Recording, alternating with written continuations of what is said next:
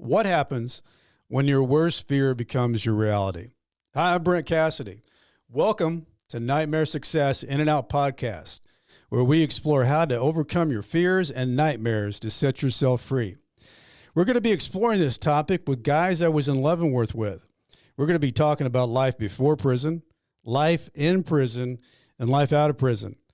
These stories can be inspiring, sometimes sad.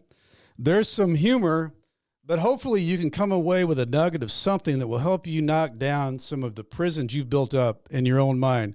Folks, today I have a Texan with me, and we haven't had a Texan on the podcast, but Ron Slovacek, welcome. So happy to have you on Nightmare Success In and Out. Brent, it's a pleasure to be here. I got to tell you, Ron, when I was coming into Leavenworth, you remember things so vividly, and I was looking around. Who in the world looks like they're getting this life right in here? This unfamiliar world, and I always admired you from just the very first time I saw you, and kind of saw how you walked and worked around the Leavenworth life. And you just kind of kept and being yourself and kept keeping yourself busy and keeping yourself involved, but you were figuring it out how to live that life. And I thought to myself as a newbie, man, I gotta figure this out, because there is a way to do this and not be in the abyss over here with the guy that's in the bunk bed that's not making it work. Yeah. So, Ron, and you and I were just talking before we got on here. We're two guys. We were white collar guys. At Leavenworth Prison, coming from big cases. I know. We were just talking about your case went for 6 years. And it was probably covered heavily in the news in Dallas. Man, it had. Wow. I think we had like 36,000 news hits. We tried to get a change of venue because of how much it was covered in the press for 5 years. Not because of me necessarily, but because of the other players involved. And so we did all kinds of studies about how many times you were on TV and on the radio and print. You couldn't go a week and not read something about it. Well, and I think one of the things that's the most interesting to me, because when you're in this world and you get indicted and they start stacking, if you have 4 charges, they can stack them 20 times, and then you end up looking at 900 years or whatever it is. You actually are one of the very few people I know, because 97% of the people indicted plea, and you went to trial. And that takes, I don't know what that's called, but I know the first word I can think of is grit. And I mean, you did that. So of the 90%, 97% of people plead, of the 3% that go to trial, of those 3%, I think the feds have a 80 or 90 or 95% conviction rate. So yep. Of all the people that ever enter the federal system, maybe 1 or 2% are found not guilty, yep. Or don't, not that they're guilty but they're found not guilty or whatever. I was kind of aware of those odds. So, but I don't know. It's a long, complicated. There's no simple answer, but even to this day, knowing everything that happened, I'd probably still go to trial. Well, I mean, to let the listeners know, you were a developer, home builder, and the case was, I mean, it involved so many things with politicians and all these different people that were in this things, bribes and all these different things that the politicians were involved in. And I think from what you and I were talking about, those people also were serving time as it all went through. It's a lot to live through, isn't it? Oh, it's an incredible lot to live through. I think the politicians that were involved, some of them actually passed away in prison. Wow. Yep. The the mayor pro tem, a guy named Don Hill, who was a person that I was familiar with, liked, supported. I thought he was the way I knew him, an asset to Dallas. But here he was being charged with accepting bribes, taking bribes to some of these really high-end developers, multifamily developers, and other politicians. I think might still be some still in prison serving time. He got really lengthy sentences. Yeah. I was kind of a peripheral person down on the very bottom, happened to know these people, and just got involved in something unknowingly, and was charged with something that I did not do. But to prove you didn't do something is really hard. Right. You know, I mean, that's what I learned about our system, you know. So it was a big case, big case in Dallas, the largest, they had said at the time, public corruption case in the city of Dallas. And I was just one of the little guys at the bottom, but. Well, and you ended up getting 7 years, which, you know, I got a 5-year sentence, served 3. And, you know, 7 years is a big chunk of time. I going back a little bit, Ron. So did you grow up around the Dallas area as a kid? Yeah, I was born and raised 30 miles south of Dallas in a town called Ennis, Texas. Lots of family members still live there. And I left there, went to college, went to East Texas, to SFA, my first year out of high school. Ended up moving back to Dallas, and then moved up to Denton and went to the University of North Texas. Graduated there in '91 with a degree in political science and anthropology, going to law school. And I had a family with a child and a wife, and had been going to school full time and working full time. And I decided after I graduated, before I went to law school, I took my LSAT. I think I got accepted to 1 or 2 schools, and I told my dad, I'm going to take a year off and enjoy life. And he warned me, he said, don't do it, you'll never go back. I said, no, Dad, I will. Yeah. And he was right. I never went back. I got into construction. I love to work with my hands. I love to build things, and I was very good at it. And within a year or two, going from a starving student trying to raise a family, to making 6 figures in a year or two, doing something you love, who wouldn't pass that up? Right. And that kind of was it. So I've been in the Dallas area really all of my life, except for my 7 years up in Kansas. So, Ron, you had early success. It's so weird that we've got 2 political science people on this podcast. Were you a political science person? Yeah. Really? Yeah, I was going to be a big trial attorney, and then I got sideways into selling pre-need funerals. So I don't know I don't know the story of how you get there, but I love politics, love political science, love the whole deal. But I don't think they usually let 2 political science people on a podcast, but political science people can talk. That's for sure. Hey, don't get me started. So Ron, you got early success, and you've got a family. And I think, if I remember, did you have 2 or 3 kids? 3. 3 kids. 2 boys and a girl. Yeah. 2 boys and a girl. I got 3 kids. I got 3 girls. Yeah. I didn't figure out the boy thing, but so walk me through how you're growing in the Dallas region as a developer builder, and life is good, right? Yep. Making money, doing what you like doing. Lead me into how in the world did this all happen to Ron Slovacek? I'll tell you what, Brent, it's a multifaceted story, and I know I could talk about it for a week, but I'm going to give you the abbreviated version. Okay. I was definitely very successful early on, but I worked at it. I started by swinging a hammer. Yep.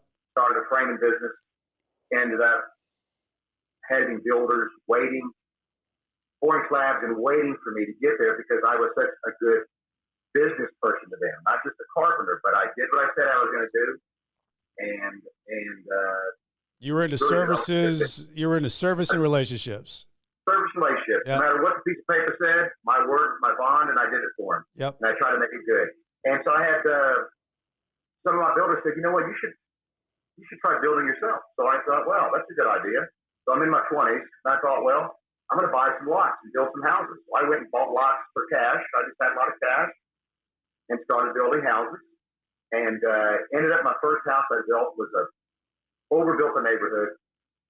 Ended up being a incredible, extensive learning experience. And I learned a lot from that. What do they say about success, though? There's failures along the way. You just got to learn from them. You know, for sure. I'll tell you what. Every time you fail, if you learn from it, if you go back, not to criticize yourself, but to say, what should I have done? What did I miss? What can I do better? And makes you wiser. Use that, and it'll springboard you to the next level. Yep. Because you gain knowledge. Big believer. And I had a lot of good teachers along the way too. Older developers and builders that kind of mentored me. But that kind of got me into that. But anyway, you asked me how. Ron, go back to that, because I think that's a big tip for listeners. They're just talking about building a business. Did you seek those guys out that were mentors, that you saw them getting it right and you thought maybe I need to talk to them? You know what? I didn't seek them out. It's almost like they sought me. Okay. A lot of them were, a couple of the guys were previous developers who were kind of semi-retired. Yep. Who were looking for a young gun to come in there and learn from them. Yep. And help it put their own money at work again and be involved on the peripheral, but not doing the day-to-day stuff. Sure. And these were good guys. I tell you what, one of my first early, actually he was my first early partner, helped me put together about a 20-acre land purchase back in about, I don't know, 2000. No, back like 94 or 95. Name was Kirby Albright. He was in his 70s when I met him. He passed away a few years ago while I was in prison, but he taught me a lot of things. He's a good developer. He developed a lot of stuff outside of golf ball, but I think I didn't seek them, but they saw the potential in me. Right. And said, hey, this guy looks like he wants to learn. Yeah. But that's kind of always how I've been, even when I started training. Yeah. When I started working for someone I had to learn, I went to them. I want to learn. Give me the plans. Let me teach you how to read them. You know, you got to look for that. So I think I come across some people that I hire to do work. They don't have this desire to learn. Right. They think it's going to naturally come just because I'm there. But you actually have to reach out and grab it. You have to reach out and ask for it. Yep. And you got to do it. And you got to find good people. Mentors, you're right. Very critical because you can learn from them. And even today, I'm trying to mentor my children. Like my son, I've got a son who wants to start up a business. Yeah. I've got a nephew that wants to kind of stay in the business. So I try to do that. Mm-hmm. And I think that is one thing that someone can learn, especially if they face the challenge of coming out of prison and having to start life again. Yeah, living life in reverse, basically. Yeah, is still use some of those mentors you used in the past. Because normally a good mentor, you're going to get to know, they're going to learn to trust you, and you're going to trust them. They're going to see who you are regardless. Yeah. Make mistakes, you don't make mistakes, and they're going to want to pick it back up. Totally agree. I think that's good information. So anyway, that was kind of I was heading down the direction of even how this happened. But, yeah.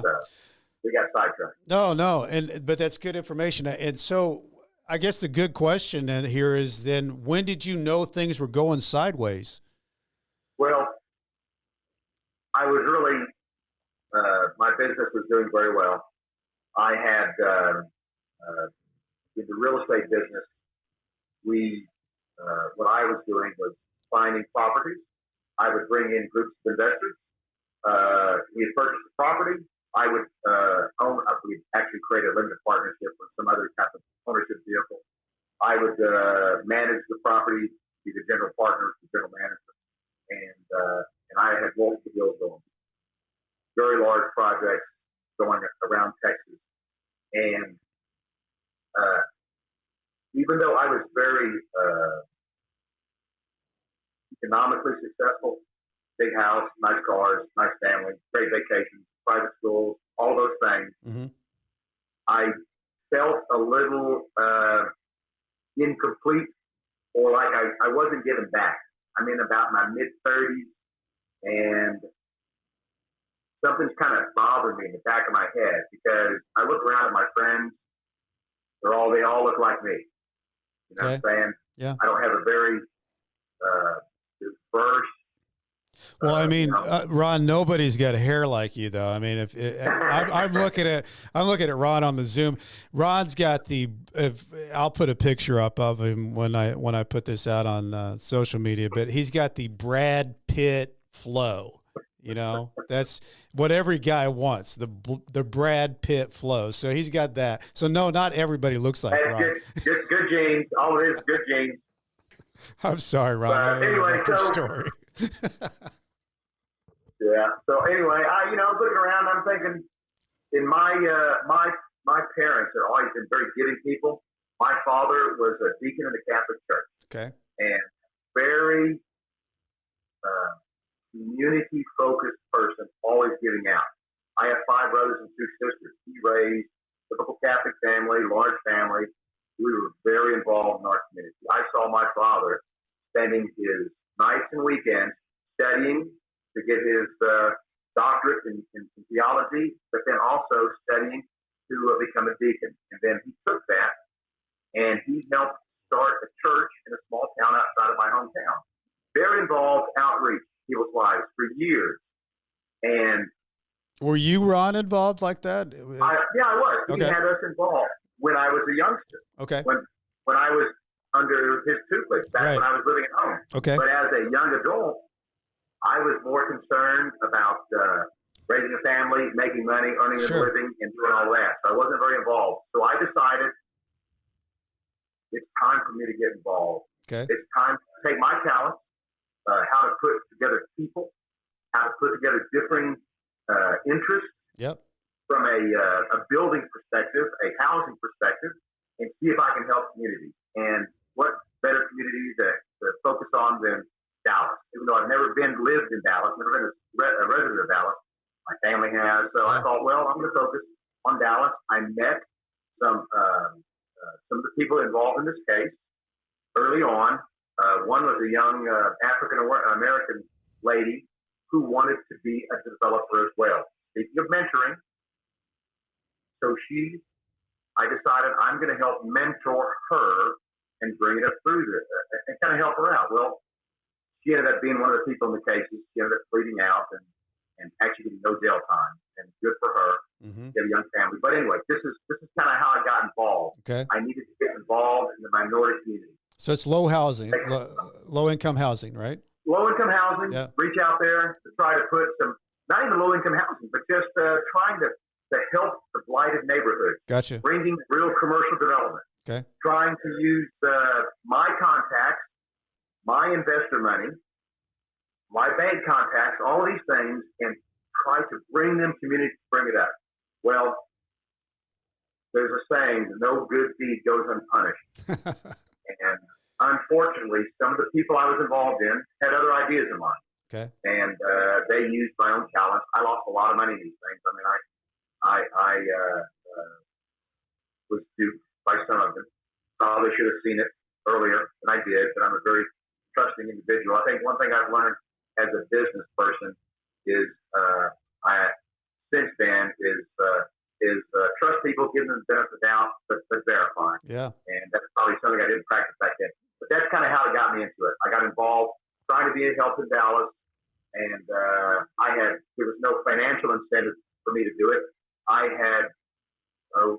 You thought you were giving back as your dad had been working and you felt like you had done well and you wanted to give back into the community because you knew how to build and you wanted to create the relationships to do that. Gotcha. Yeah, and I wanted to do it more than just with writing a check. I wanted to be involved. To be involved, to mentor, to do something that would make my father even proud. Yeah. And my father was at this time in my life was battling cancer, heart disease, all of these things. He ended up passing away was a resource for me that I miss dearly in that. And so all during this time, and I think that's part of it. Well, a lot of it sounds like it was your motivation, Ron, to be showing his eyes. I'm not just a successful guy that can develop and build these, nice developments over here in the neighborhood. I'm going to give back and give to people in the community and mentor into that. I get that. Yeah. And that's kind of it. And then it kind of went from there. And,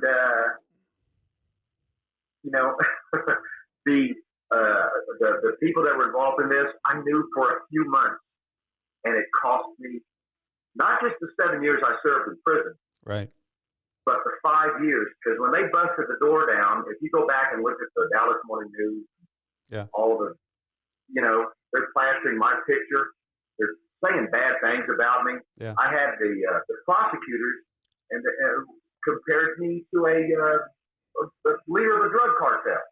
Right. I was just blown away. And just a few months prior to that, I served on in my hometown boards, the development boards here. I had state representatives soliciting me to serve on state boards in some capacity. So I went from this citizen to this in a matter of a few months. Well, and what you find out, Ron, in that is that heavy narrative that comes from an all full court press from the media, and then you weigh the elephant on top of that with the government, you can't press against that narrative. You're suffocated at the bottom of that. You know what, Brent? Those are I would not have before 2005. You could have said that to me, and I just said no. The government, prosecutors, these guys are interested in the truth. They're interested in fairness. They want it to come about, and if people did wrong, then they want them to be punished, but we're going to find the truth. I did not find that to be the case. Right. And I think there's one thing that I think that's really broken in the system, and I don't know how it'll ever get tweaked, but there is a problem that exists with convictions get promotions. And the missing link in that is understanding what is actually the case. And was there wrong done? Were there people that were innocent or guilty? But those cases they're not massaged that way. It's about convictions, and you put them up and you tack them on a wall so that you can get a judgeship or you get the promotion within the office or whatever the case is. I'm not sure how that gets fixed, but it is part of the system that's broken. I agree with you. It's kind of like you're incentivizing not justice, you're incentivizing convictions. Convictions isn't justice. It's not the same. I ran when I started in construction, then I had multiple subdivisions. I had VPs of construction, VPs of sales and marketing. I had a big staff, lots of salespeople, lots of sales managers. And I used to sit down for a while. I did my own sales management and sales training for my salespeople, sitting in our model homes around the Metroplex. And this is another piece of advice. I'll go back to mentoring. I learned from one of my clients long ago, and I'll say it in a second. But anyway, I used to sit down with my salespeople and try to create and work with them what kind of incentive there was for them. So in real estate, as a builder, the first house you sell, if I want you to sell 3 houses in a month, the first house you sell is okay. The second one's better. The third one is really what I'm looking for. The first one is gravy. So I'm going to pay you more for the fourth one and pay myself less to get there. Right. And I think that's a good motivation. So I don't know if it's an economic motivation to be brought back into the Justice Department for this, but there's definitely, if your goal is justice, then it shouldn't be conviction. Right. That's not the same thing. Yep. But the point I was going to make is regarding incentives, I had another mentor, client of mine, who is I'm not going to mention his name, but he owns a sports team. I built a house for him a long time ago. And he told me, he said, Ron, he said, you know what my favorite day of the week is? He said, it's the day I pay out bonuses. He said, and the bigger they are, the better. because that means those guys are working hard. I'm paying them more. Means my business is doing better. Right. So I'm not afraid of doing that. You pay people for success. Right. So I never had an issue with that. No, Anyway. that builds success, and it also builds people. When people are making money in your business, it gives you rock stars to promote. That, hey, if you do what Ron's doing, look at Ron, and you can see yourself layer and step up to that. You need that, and you need to pay people to be able to do that so that they advertise for you to show that the success can happen. So, Ron, I want to go to the part where you go in and you decide that you're going to go to trial, and I know all the preparation has to go into these trials, but I want to fast forward to when everything got said and done, and you knew that the jury was, because I never had this experience, and you're sitting there looking at the jury. Did you have a feel for how things were going and what they were going to come back with? I'll tell you what, I think it's interesting. You could go back and read the transcript of my trials. You can see the news coverage, all of that. I was carved out and had my own trial from the rest of the team. Because I had a very strong case, and because I was just going to stand on the truth and let the chips fall where they may. So my trial lasted, I can't remember, 4 or 5 or 6 days. The jury was out as long as my trial. Okay. The general rule of thumb is for every day of trial, it's an hour of juror time. Yep, I've heard that. In 5 or 6 hours, they should have decided. It took them a week or so. Wow. So I think there were people in there fighting for me. What were those days like? You know what? A lot of prayer and just a lot of asking God just for strength to deal with whatever comes. And a lot of consoling my family members and just keeping them, whatever happens, it's going to happen. But it was stressful. So my attorney called me and he says, the jury's got a decision. Come on down. So we did. And he took me aside and he said, this is a very, Mike Gibson was his name, my attorney. First, Gibson Dallas, very well respected law firm. He said, I've never had a judge do this in my 30 or 40 or 50 years experience, whatever he said. But she told us what the verdict is so that we can share it with you before you walk into that courtroom. Wow. And he told me he can be guilty on all 3 counts. And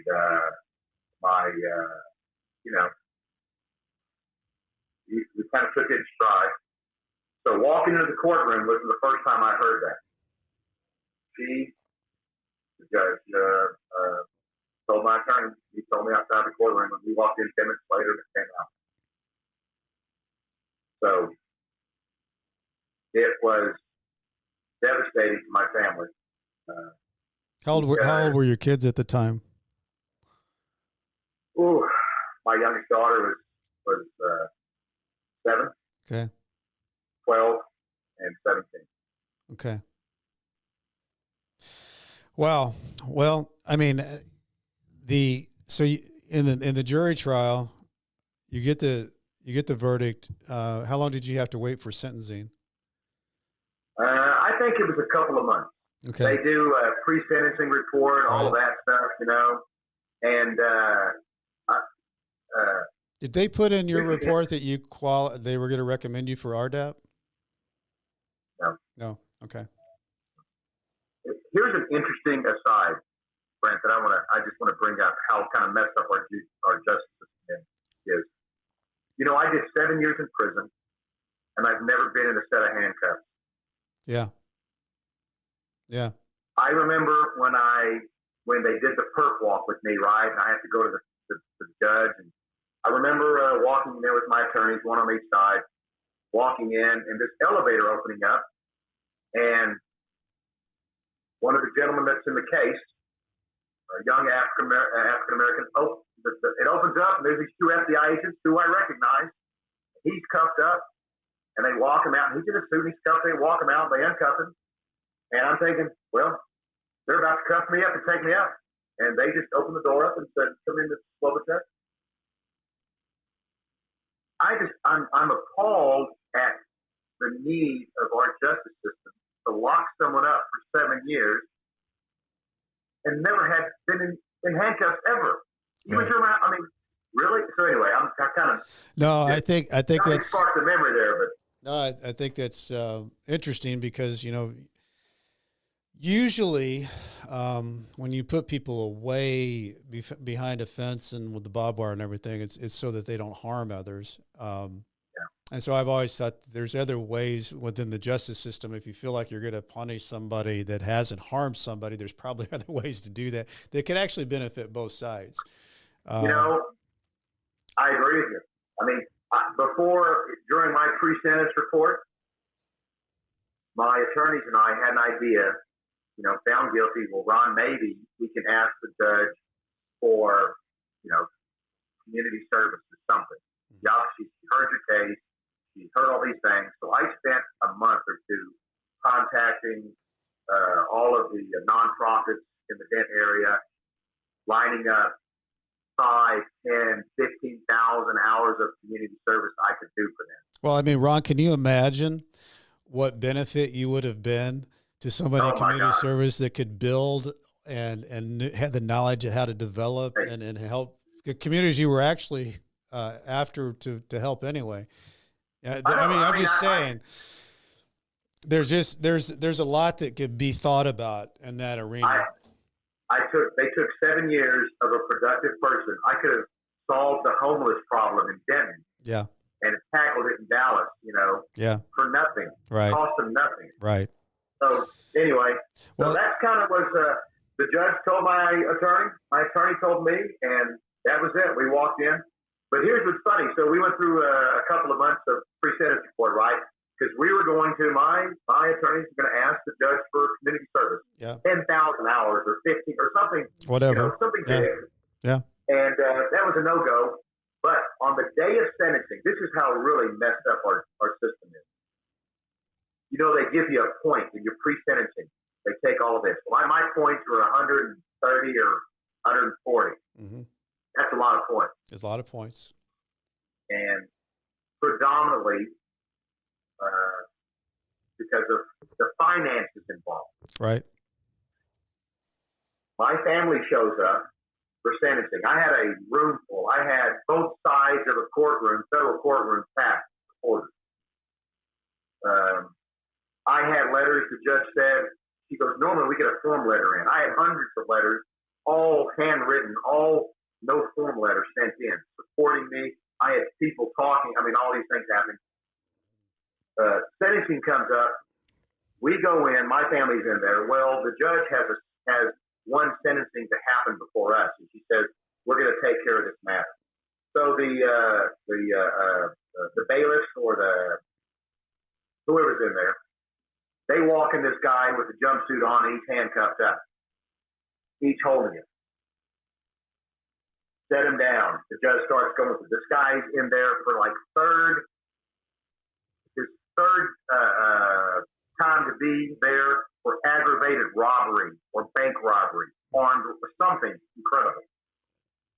He's getting a violent crime. A violent crime, and he's getting violent.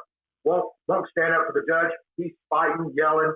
These the marshals are having to hold him and restrain him. Yeah. My family is witnessing all of this. His point levels were less than mine. Mm-hmm. The judge, it got so bad, the judge halted all proceedings, said, "Mr. Slovacek, it looks like this is all your family is here. I'm going to ask all of y'all to leave the courtroom so we can deal with this." That's what happened. Wow. But I came to find out this guy, a 3-time armed robber, had a lower point level than a guy who has been a pillar in his community. It really blows you away. And, those are the things that you look at in our, and you look at the United States of America, which, is it's got the Constitution and the democracy and everything, but the criminal justice system not too many people know about, because unless you're entwined and you get into the unlucky lottery of getting into that pool, you don't know, because everything is told to you about how it works. I mean, we're both political science majors and constitutional law and all that. But when you get into it, man, and there's nothing like seeing. I learned. I was that guy. Just didn't think about it. Hey, they're doing a good job. They're trying to be. They're seeking truth and justice. Yeah. And did I learn something? And to me, and it's coming out. If you read some of the books out with some of the people who have been wrongly convicted for judicial misconduct. Yeah. I pursued that and was, I thought there was some misconduct by some of the agents involved. Sure. And it was shut down by the system. Did you, in your 5 or 6 years of leading up to this, did you get an opportunity to talk to FBI agents, to U.S. attorneys? I did. I had nothing to hide. They said, hey, you might have some information to help us. I said, you can look at everything I've done, seen. I have nothing to hide. This is it. I did. Yeah. And they used those against me. Yeah. Well, Rod, tell me about, it comes down to sentencing day, and you think you've done all the hard work to show that you could be a help to society, and they come down and the judge tells you he's going to throw you 7 years. What are you thinking? What are you feeling at that point? Well, I was not expecting it. My attorney, early on, they weigh, you ask them, hey, if we go to trial, what do you think's going to happen? Well, you're the low man on the totem pole, blah, blah, blah. Maybe you're looking at 36 months, 40 months, something like that, at the high end if you're found guilty. You're not really who they're after. You just happen to be a peripheral. So I weigh that in my whole decision-making, too. Right. Now, if they'd have told me originally, well, if you go to trial, you're going to do 100 years, would I have pled? I don't know. I still don't know the answer to that. Right. I'm still thinking I would still not plead because I believe that truth and fairness happens. So I'm sitting there thinking, something between 24 and 36 months is coming my way, which is something, you can plan for it. Don't have to lose. Another thing about the judicial system is you got to be very poor or very rich. Mm-hmm. You're right there in the middle. It takes everything from you. Yep. It took everything. It drained our accounts. I lost business. Yeah. Not only in the 5 years that it took, you try to keep the business going, you lose business. So I'm thinking it's going to be 24, 36 months, something like that. So we can weather it. We can financially plan for that. And when she hit 84 months, it had to take your breath away. All I could see was, my children and how they're going to change. I'm not going to be there. And, it was devastating. I can't imagine. I mean, and at the ages your kids were at the time of that, and of course that floods your mind immediately because, 7 years is in that time period when your kids were those ages. So when you were sentenced, how long did you have? Well, first of all, you didn't go to a place close to home. That had to have been a surprise. That's a whole nother story. So,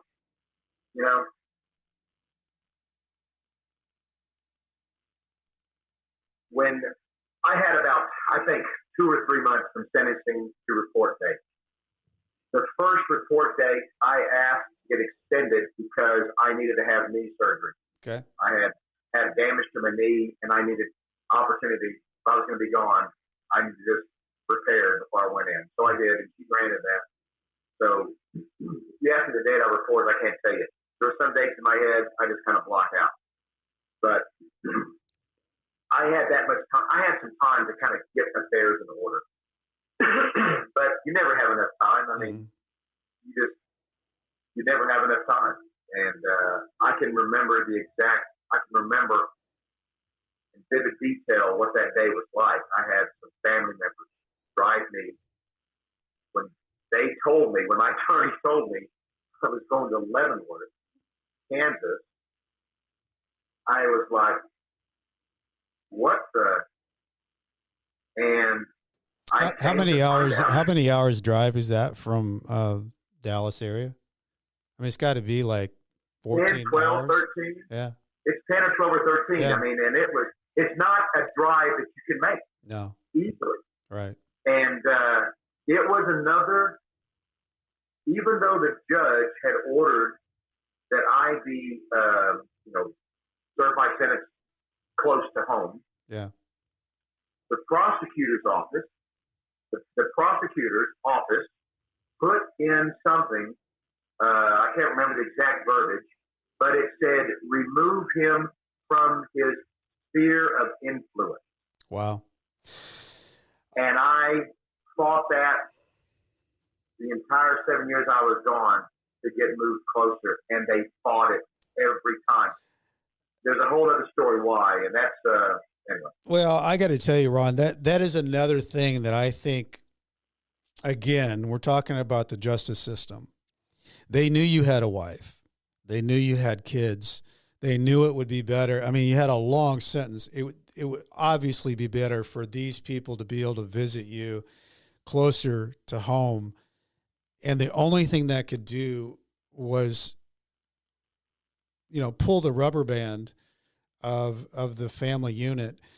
And to me, that it's just as crazy as the whole visiting system in prison, where they've got the crazy point system and they don't really want you to visit that long, and people will double count your points, and people will show up and they say you don't have enough points. All those things are really set up to move you away from your family for the ultimate punishment that you don't have anything. Because if you have family, they would really kind of like you not to have that either. And for you to go from Dallas to be put in Leavenworth, knowing that you have a family that's supporting you and all these people that want to be and see you and visit you and send you that far away, that's punishment on top of the 7 years. There's no other way to look at that. No, there's no other way. I'll tell you what, there was a prison camp that was 20 minutes away from most of my brothers and sisters where they lived. Yeah. 30 minutes away from where my mother lived.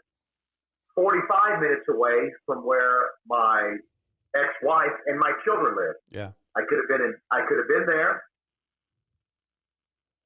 and at least maintain those ties. It might have even saved my marriage. I mean, that prison cost me a family, not just time, but it cost me my wife, who I've been married to for 25 years. Yeah. And it was more punishment on her and on them than it was on me. Sure.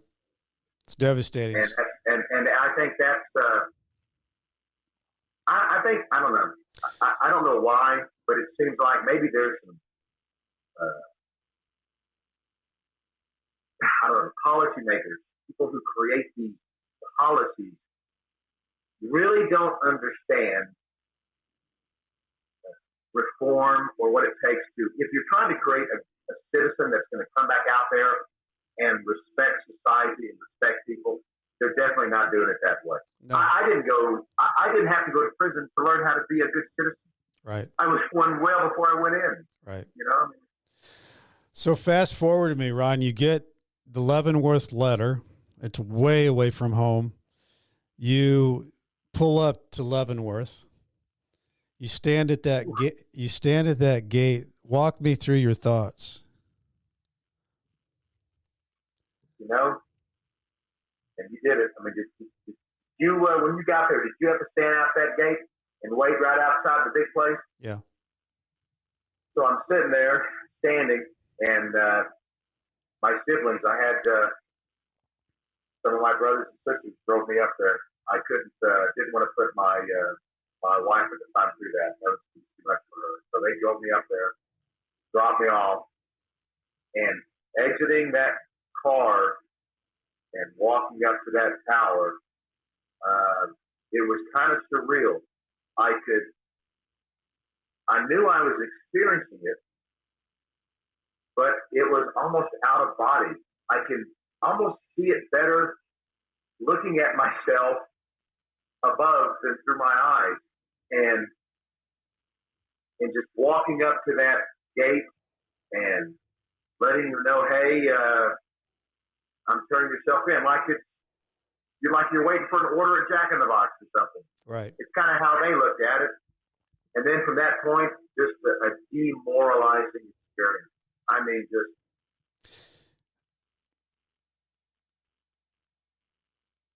and I don't know that it really hit me at that point what 7 years is going to be like, because I honestly, in my head, was thinking, they've made a mistake. I've got good attorneys. The justice system, somebody's going to come up and say, nah, you're right, you made a mistake. Because I play back in my head the arguments the prosecutors are making about things that were said or not said. I'm like, that's crazy. That's not it at all. But when they compared me to the leader of a drug cartel. Right. Anyway, it was kind of surreal. So that first experience is almost like a part of me, but well, I mean, there is no more humbling experience than walking through that gate, and then the other gate slams, and then you go into the bowels of that very ugly bottom basement prison, and you realize at that time, and it's almost like the freedom was shedding off of you as you were walking through that sidewalk, and you feel it off, you feel it falling away from you. Just like they take your clothes, you feel that falling away. Exactly. And they kind of, it's prisonizing you. They take your clothes and they give you the ugly clothes. And, everything is then, what do I do next? I'm not going to tell you what happens next. You're going to find out when I tell you. And those are the things that your mind is like a computer. It's taking all this in. So as you go down to the camp, what's it like when Ron's entered prison? I was one of the lucky ones. I guess I got there early enough that I didn't have to stay in the shoe there. Okay. Swanson. Wonderful, man. There. And I mean that sarcastically. He was like the devil. He was like the devil. He was. I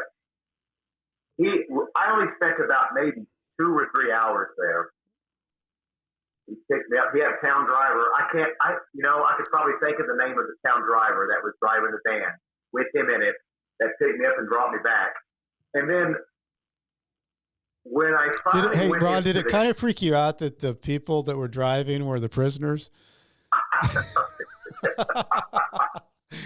I mean, that's like an eye-opening experience. Everything that's happening, the prisoners are doing. And you know what? What's funny is 2 years later, I'm driving my own vehicle outside the prison. Right. In prison. Yeah. It was crazy. Yeah, but it was, I'll tell you what, but when they drove me up to the camp, I really had no idea what to expect. And, walk in, and the first thing I'm thinking is, I got to get me a shank. I can't trust anybody. Everybody's out to get me. I'm just thinking about all these prison movies I've seen. Sure. And Paranoid. Don't trust anybody. Yeah. And I tell you what, there is only a fraction of truth to that. Right. Most of the people you came across would do anything to help you out. Yep. Is that kind of how you kind of? It really was. I think I always tell people that your mind always makes things out much worse than they really are, even prison. And I was shocked within the first hour of how many people were helping me. Roma was my first bunkie, and really, yeah, and he immediately was showing me what to do. He was cleaning my locker so we could put my stuff in, and he leads me over to Clark, and he says, "Hey, he's one of you," and he's one of you. Yeah, but it was one of those things, Ron, where within an hour, I was like, "Oh, okay." these people, they're all getting by and helping and doing. And I'm like, okay, I'm going to be, and I remember making the phone call to my wife and kids shortly after that. And I said, I'm going to be okay. Don't worry about me. I got this. But Ron, I want to know, because in your mind, I think you were probably forked in how you were thinking, because one part of you knew you had a 7-year sentence. The other part of you was thinking, I'm going to get out of this because I'm appealing. What were your strategies of how you were tackling in that environment? I focused,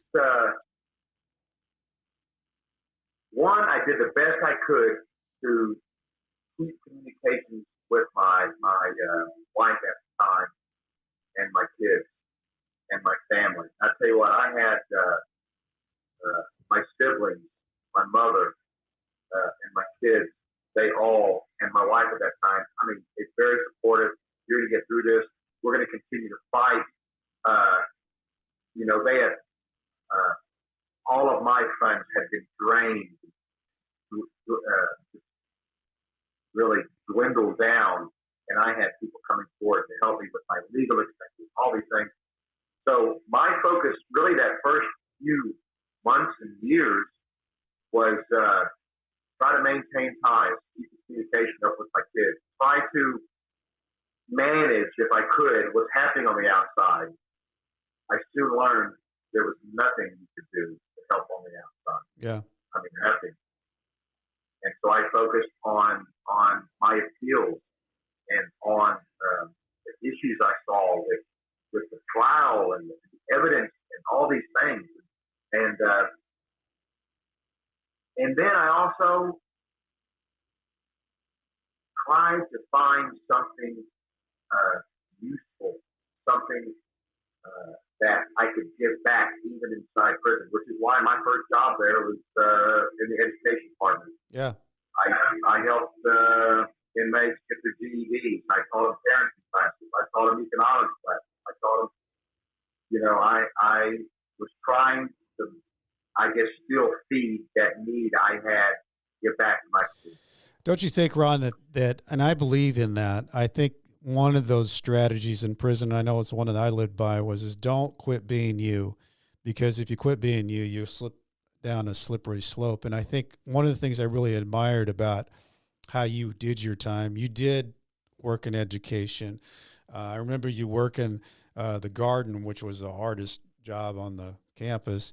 I remember how you stayed in your lane, but stayed focused. And, whether you're in prison or out of prison, keeping your mind active so it doesn't get stale, I think is a big thing. Yeah. No, I think that's right. I like what you said. Don't lose yourself. And I thank God that he had, I don't know if he prepared me or what he did, but he kind of, whether I really directly thought about it, I knew that I was going to continue to try to be who I was.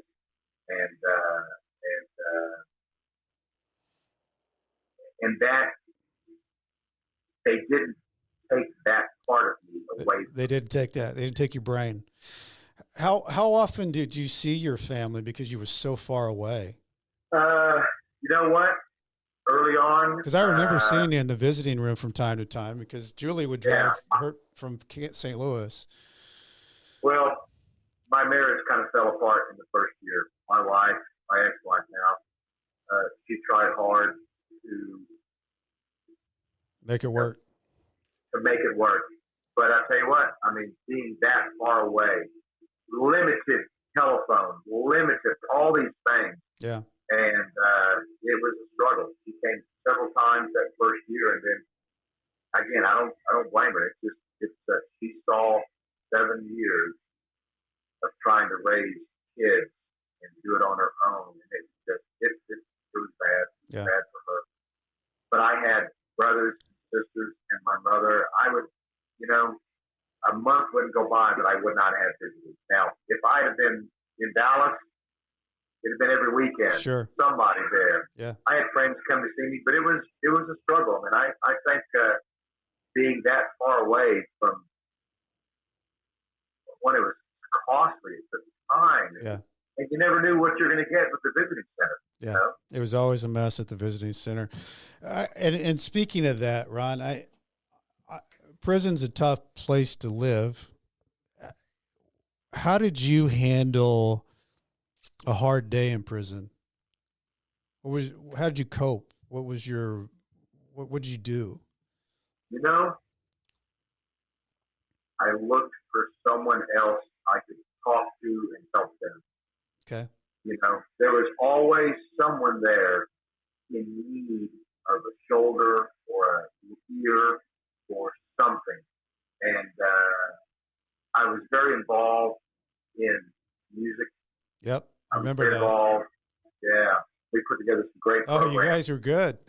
Yeah, I'll tell you what, I wish I had some recordings of what we did. Yeah. Yeah. But I did that. I just stay involved in the chapel. And I think that linked me. If I was having a bad day, I know there was somebody having a worse day. Yeah. And I think that's what helps. When you're feeling bad, help somebody. I like that. So when you went through all that time and you figured out all these strategies of getting through your time, and you had a lot of different type of jobs and helping people along the way. In fact, you and I worked for a little while on the roads and grounds before I went to the Leavenworth golf course, Fort Leavenworth golf course. That was a good job you had, by the way. That guy really liked you. He was letting you just basically run the roads and grounds world. Dude, I was doing a six-figure job for that guy for 22 cents an hour. Exactly. I love it. I mean, you was funny, and I was telling somebody about this the other day. I had a key to an office that even the civilian employees couldn't come into. I love it. Yeah. And my boss trusted me more than he trusted them. Exactly. That's what's so ironic. So as you got close, because 7 years is a long time, as you got closer, realizing that, because I had 5 years, served 3, and I know that there were things I started thinking about as I was getting closer to the door. Ron, what was your time like when you started realizing I'm getting back into society? Freedom's going to be something I can see. At the end of the tunnel, there's a light coming out. Well, I mean, probably, if I was being honest, the number one thing that was on my mind was try to save my family. Yeah. Try to, my wife had filed for divorce within a year, maybe a little after a year that I got it. But it had taken 3, 4, 5 years. And the entire time, I really was trying to not push her in position, but just say, hey, this is going to end. So I think what I was thinking about is I'm a very family-oriented person. I mean, it's kind of how I was raised. What can I do to salvage? Yeah, put it back together. Yeah. I wasn't worried about earning a living. Yeah. I really wasn't. Because I can always do things with my hands. Right. At least I could, easily make a manual labor living, easily, because I had a really good basic knowledge. Now, it wouldn't have been the living that we had before I went to prison, right. But I wasn't worried about that. So I was really just worried about my children, how they were. My youngest daughter of 7, I got out luckily in time to see her graduate high school. Wow. I missed my oldest son's college graduation. I missed my middle son's high school graduation. Right. And you don't get that back. No, you don't. Those are once in a lifetime moments. They're once in a lifetime. So really what I was thinking about is creating an environment, creating an opportunity to salvage the family. When I say salvage the family, my ex-wife and my kids. Put it all back together. Yeah. And that was my focus. Yeah. And, I tried and it didn't work. And that's okay. Life's good. My kids are good. Yeah. I focused on trying to get the best time back with them, That really was it. I wasn't worried about I wasn't worried about jobs and money.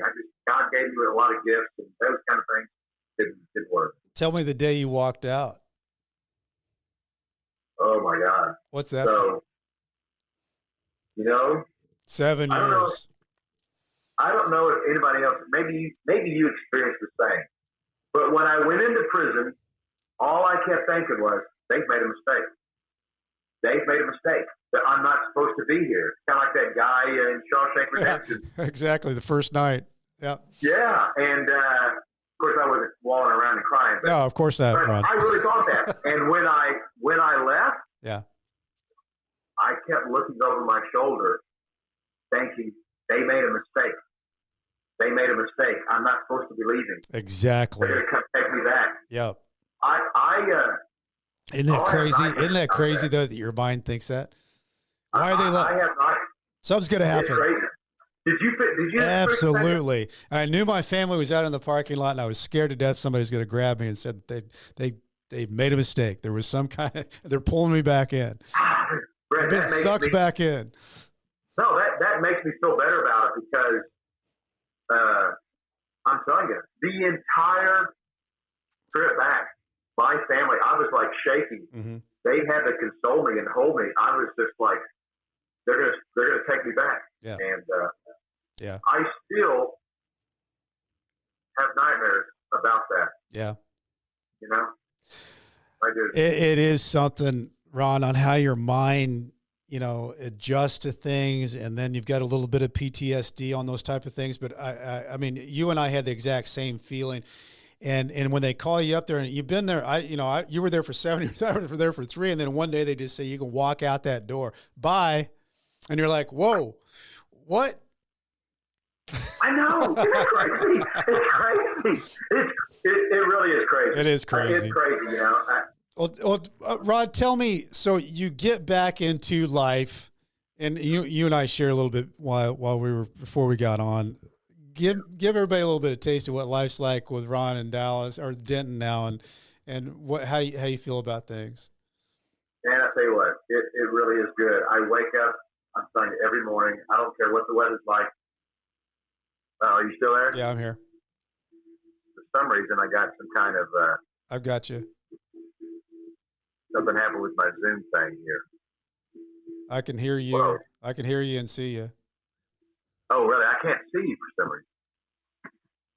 Okay. Man. Am I gone? You're gone. Or you can keep talking because I can see you and hear you. Okay. Well, I'll keep talking. I can't see it. But I tell you, I just wake up every morning. It doesn't matter what the weather's like, and I really just enjoy waking up. And I've got just a real appreciation for life and people. Yeah. And I tell you what, God gave me a lot of blessings in my life, and He kept my children safe and healthy, and I'm so thankful for that.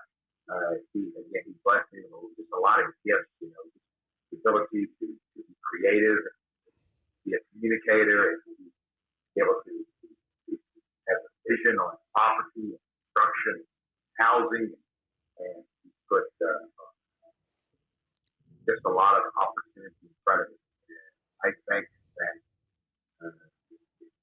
it really is just a joy to have had that experience, because I think it makes living now after that just taste so much better. Kind of like if you drink an unsweetened tea all your life and get sweet tea. What a great analogy. Yeah. And you got back into the world you were in with building, developing your son. I think you told me you're working with him. What a great thing to be able to share your knowledge with your son and keep that as a legacy. I love that. Yeah. When I got out, I wasn't too concerned about again, finding a job or even being able to earn income. I had lots of contacts in the industry, lots of friends, a lot of people that knew me, and they knew that they would help me any way they could as soon as they had the opportunity. So I just got right back into to where I started, construction, and I love it. Love building things with my hands. Just kind of kept working my way up. Now, when you get labeled a felon, it makes it difficult to talk to investors, talk to banks, talk to suppliers.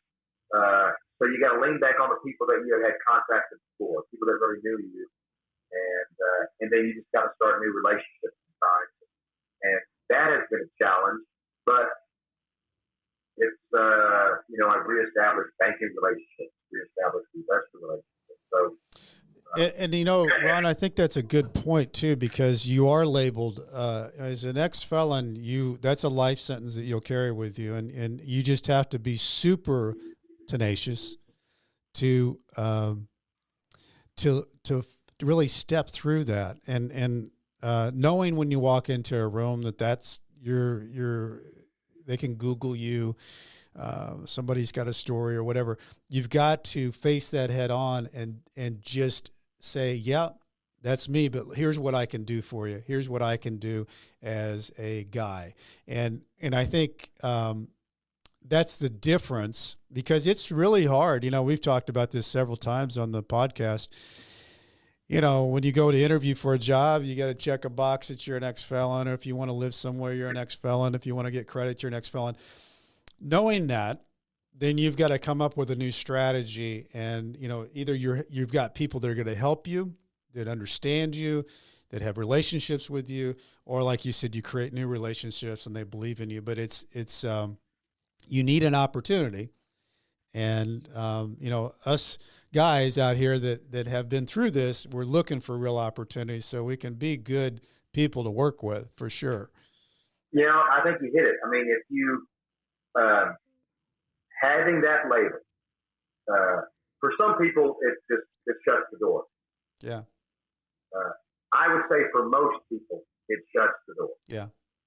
But I have learned, and I've learned in just in personal relationships. I've got a wonderful woman that's in my life now. When the first. What's that woman's name, Ron? Her name is Lisa. Yeah, I met Lisa. Yeah, you met Lisa. Nice lady. So, our second date, I told her right off the bat, look, this is what happened. Google my name, you'll see this. I said, I just want you to know that. You make a decision, make a judgment about me. Yeah. But the point I'm making is, you just got to come out to people and talk about it. Exactly. Own it. Don't you feel better leading with it than wondering if? Yeah. For sure. Yeah. And I think in some companies, people say, really? Yeah. And then when you start telling them the story, yeah, when you start telling them about how you thought it was this, but it's really this, yeah, they start kind of questioning too. Right. And because what I have learned is, if being a felon or having that in your background is going to be something that someone's going to make a decision upon, it's better to know right up front. Right. For both parties. No hard feelings. Just move on. Exactly. And I think that's in business relationships and for sure in personal relationships, because, we all desire just to be understood for who we are. Yep. Authentically. Yeah. And that means our experiences, good, bad, or indifferent. And so it's been a challenge, and I think that's one reason why I've kind of taken a course of action that I have in my life with my business is I lean back on people that knew me. I've got a banker that I work with that has known me for 30 years, mm-hmm, who is back with me doing businesses. Mm-hmm. He knows you. He knows who you are. Me. Right. No, he knows me. He knows me. He knows me. He knows the things that the government says on a stand. Right. That's not you. Right. So, well, anyway, I think, you've shared so much, and I appreciate you just being so open about all this, because I think, everybody has things that they deal with. They don't have to go to prison. They just have things they deal with. I think you've shared a lot of different things of how you can cope and get through and dealing with something that you didn't think was going to happen, and then you had to deal with what happened. But if you were going to part anything to the listeners that I haven't asked you, would there be anything that you would want to share about how life is for you now and what you see?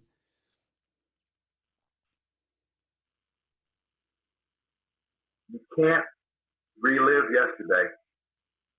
Love that. You can plan for tomorrow, but tomorrow's not here. You have to appreciate where you are today. And what prison probably taught me more than anything, that the most important things in our life are not the things or what we do, but it's those people in our lives. And it's how we make those people feel. And it doesn't matter if you're successful, if you drive fancy cars, or live in a big house, or fly all over the world. If you don't have people in your life that love you, that you love authentically as your real self, then there's not real joy in your life. That's for me. Man, and I think that I love that, Ron. In fact, I love that so much. I think we should end this on that. That was good stuff. Good stuff, my man. So everybody, Ron, thank you so much for doing this podcast. It means a lot to me because I've always respected you and admired how you handled yourself. For those listening, I still have my book out there if you want to buy it. It's Nightmare Success. You can get it on Amazon, Barnes & Noble. Hopefully you can, it's easy. Just check it out. You can go to my website, BrentCassidy.com, and you can order it from there. Ron, thank you so much, man. Brent, thank you. Hey, thank you for what you're doing. I love what you're doing. You're getting the word out. God bless you, and all the best. I appreciate it. Everybody, Nightmare Success in and out. Thank you for being here.